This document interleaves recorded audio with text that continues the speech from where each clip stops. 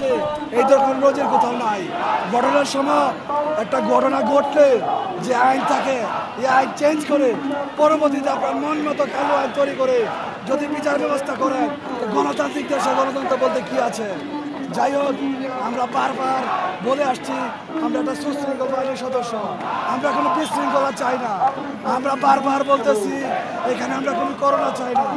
আপনারাই বলছেন এই 9 মাস পর্যায়ক্রমে যখন আপনাদের সাথে আমরা দেখা করেছি, তত্ত্বাবধান আমাদের স্বরাষ্ট্র, আপনাদের দাবিগুলো আমরা যৌক্তিক বলে মনে করি। আজকে 9 মাস প্রতিহত দেওয়ার পরেও কেন আমাদের মতো মজদুররা এই রাজপথে রাস্তাঘাট দখল করতে হবে? আমরা তো এই দেশের সন্তান, এই দেশের সীমান্ত রক্ষার জন্য দিনের পর দিন রাতের পর রাত কাটিয়ে দিছি। আপনারা বলেন যে বিডিআর দাবিগুলো যৌক্তিক না। আমরা আপনাদের সামনে কথা দিলাম, যদি জনগণ প্রমাণ করতে পারে এই দেশের যে বিডিআর দাবিগুলো যৌক্তিক না, আমরা এই দেশের নাগরিক হিসেবে কথা দিলাম আমরা কোনোদিন রাস্তায় নামবো না। কই আপনারা তো এই কথা বলেন নাই, তাহলে কেন যৌক্তিক দাবিগুলো আপনারা বারবার মেনে না নিয়ে বারবার আমাদেরকে মিথ্যা আশ্বাস দিয়ে এই মজদুরদেরকে রাস্তায় ঠেলে দিচ্ছে? এই দায়ভার কার? জাতি হিসেবে আমরা এতটা নির্লজ্জ কি করব?